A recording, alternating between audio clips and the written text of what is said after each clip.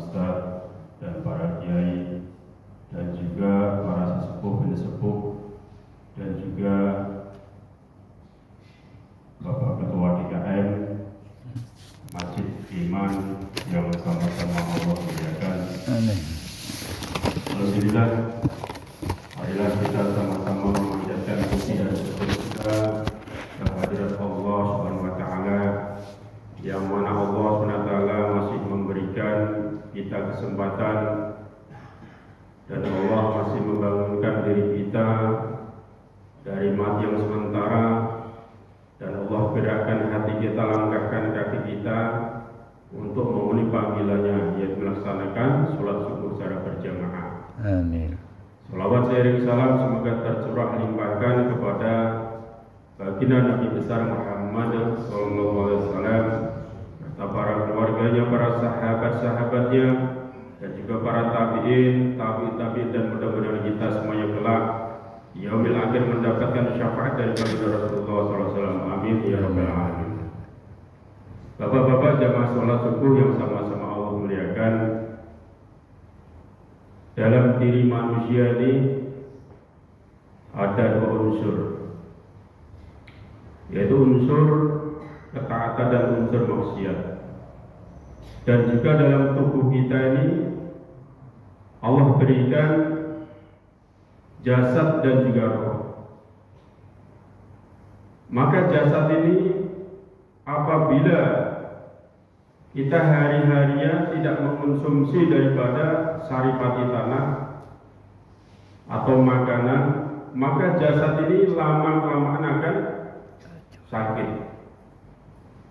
Bahkan berapa banyak hari ini yang ketika jasadnya sakit, mereka akan berjuang mati-matian walaupun menghabiskan hartanya, menghabiskan uangnya, dia akan berusaha untuk bagaimana jasad itu bisa sembuh kembali. Tapi hari ini banyak manusia yang lupa ketika rohaninya sakit, dia tidak menyadari bahwasanya rohaninya sakit. Berapa banyak hari ini, Pak? Di luar sana, Masya Allah. Kami kemarin di masjid yang dekat Gunung Padang itu, kami tanya sama DKM-nya, berapa banyak warga di sini muslimnya? Sekitar 600. Satu masjid membawai masyarakat 600 orang yang sudah balik. Tapi ketika sholat 5 waktu, yang hadir ke masjid kurang lebih 2 saf, itu pun dibantu sama jemaah kami dan juga orang-orang musafir yang bukan tinggal di situ. Artinya apa? Artinya banyak hari ini orang yang rohaninya sakit, tapi tidak merasa bahwasanya rohaninya sakit. Karena jasad kita, kalau analoginya Pak, kalau jasad kita ini sakit, maka ketika kita periksa ke dokter, maka dokter katakan, wah bapak ini sakit, ini bapak harus dirawat inap. Maka kita akan mengikuti daripada apa yang disarankan oleh dokter tersebut. Maka ketika makanan yang begitu lezat, yang begitu nikmat diberikan, maka mulut terasa pahit, tidak nikmat. Karena apa? Karena jasad kita sakit. Begitu juga Pak rohani ini, rohani ketika sakit, maka mendengar panggilan Allah, seruan Allah, bahwasanya muadzin adalah itu panggilan Allah. Agar apa? Agar manusia ini mendapatkan kemenangan. Tapi ketika Allah panggil, suara muadzin sama suara motor sama saja.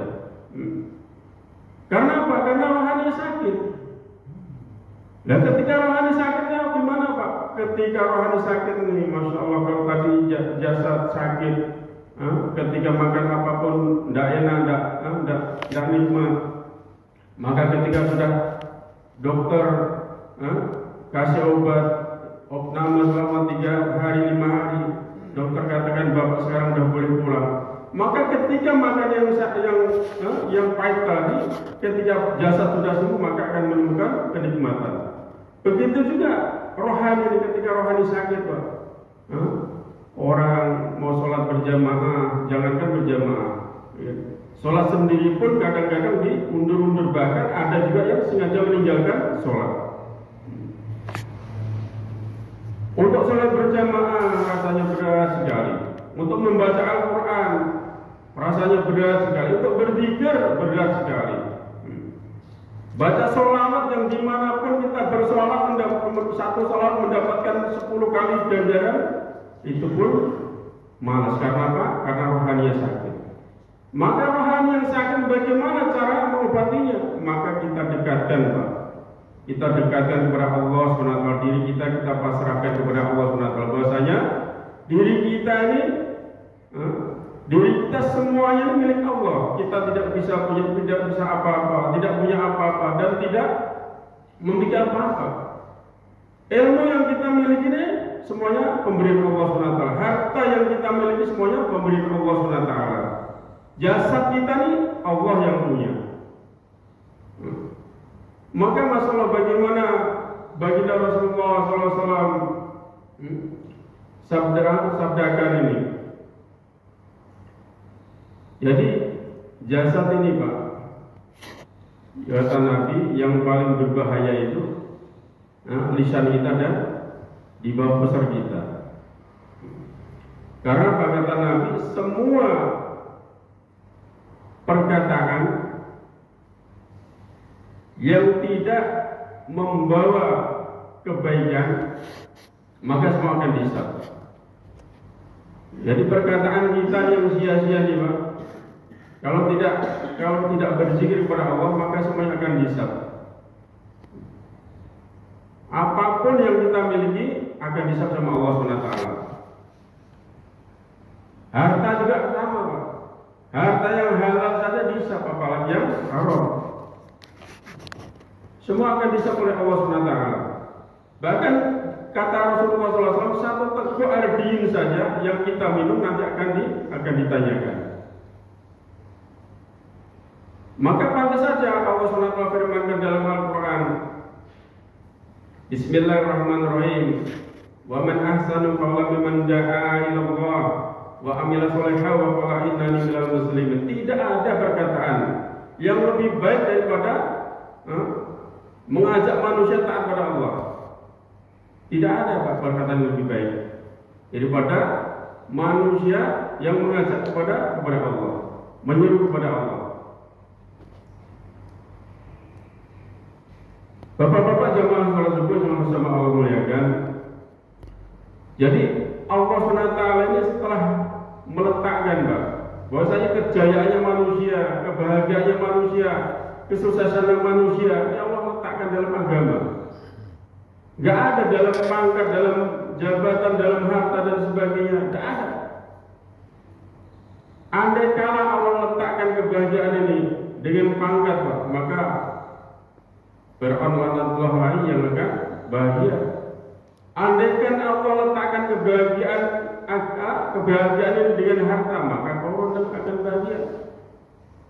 Maka agama ini siapapun yang mengamalkan, baik dia orang yang berpangkat ataupun rakyat yang biasa, orang desa, orang kota, orang miskin, orang kaya, amal agama pasti dan pasti Allah berikan kebahagiaan. Kalau kebahagiaan dunia ini, Pak, kebahagiaan yang menipu saja, kebahagiaan semu saja, kebahagiaan semu. Orang kota begitu tiap hari yang dilihat gedung bertingkat, ketika dia melihat pegunungan, nampaknya indah sekali, nampak indah sekali. Tapi begitu dia sudah di atas pegunungan tersebut, 1 hari, 2 hari, 3 hari, sampai 10 hari, 15 hari, 1 bulan, bosan juga dia. Karena memerlukan apa-apa jauh. Butuh apa harus jalan dulu, butuh apa harus jalan dulu, jauh, bosan juga. Dia ingin kembali ke perkotaan lagi. Yang di sana dia butuh makan, tinggal telepon datang, tinggal ketik datang, butuh belanjaan, tinggal telepon datang. Banyak Pak di tempat kami. Supermarket itu yang melayani daripada waktu. Kita tidak usah pergi ke supermarket, kita tinggal WA saja akan datang, air datang, gas datang, apa yang kita perlukan datang semua. Tidak perlu kita susah-susah ke tempat supermarket. Maka bagaimana kita Pak yang Allah berikan kehidupan kita yang sangat singkat ini untuk memaksimalkan ibadah kita kepada Allah SWT. Dikatakan Nabi ini umur umat akhir zaman ini Pak kisaran 60-70 tahun saja. Banyak orang-orang komplek kami itu yang baru umur 40 Allah panggil, 50 Allah panggil, banyak janda sekali. Ya, baru suaminya baru usia 40 Allah panggil, 50 Allah panggil, banyak sekali. Ini artinya apa? Bahwasanya Allah SWT memerintahkan Rasulullah SAW supaya semua manusia ini hamba-hambanya menyatakan kematian. Ingat akan kematian. Baginda Rasulullah SAW sabdakan, orang yang pandai itu, orang yang pintar itu bukan profesor, dokter dan sebagainya. Tapi orang yang pandai itu orang yang mempersiapkan hari esok. Hari esok apa? Hari setelah kematian Pak. Hari ini lupa. Orang mempersiapkan bekal untuk dunianya luar biasa banyaknya, tapi bekal untuk akhirat ini minim. Ya. Bekal akhiratnya minim.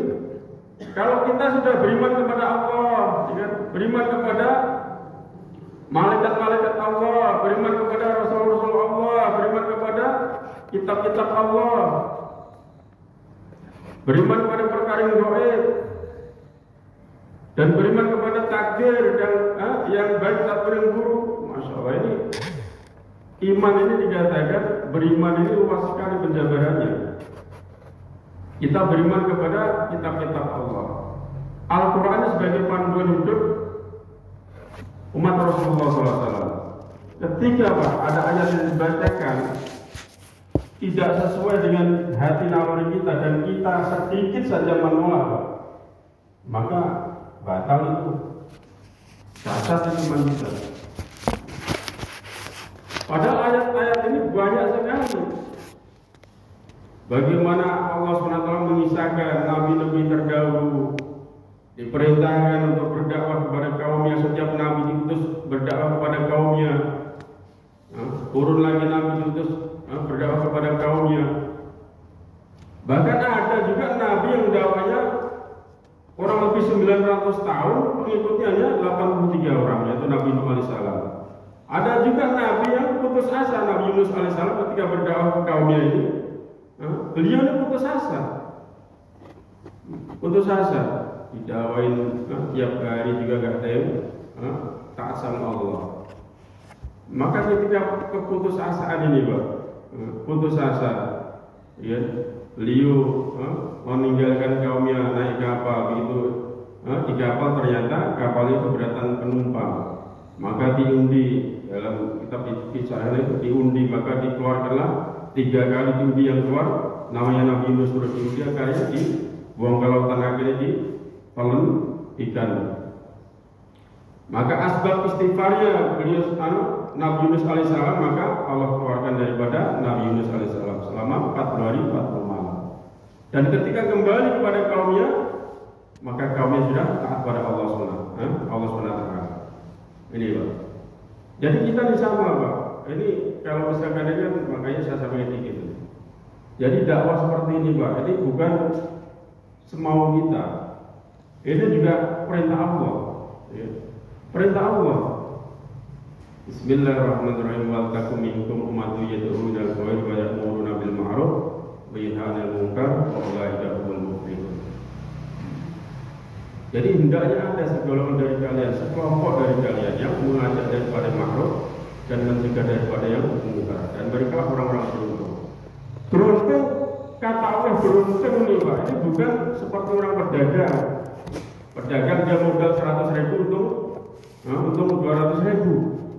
Beruntungnya menurut Allah nih Pak, bisa diselamatkan dari siksa kubur, diselamatkan dari padang mahsyar, diselamatkan dari titian syirat. Beruntung, selalu beruntung terus dia. Bukannya beruntungnya yang kecil-kecil seperti kita berdagang itu, nah. Maka baginda Rasulullah SAW,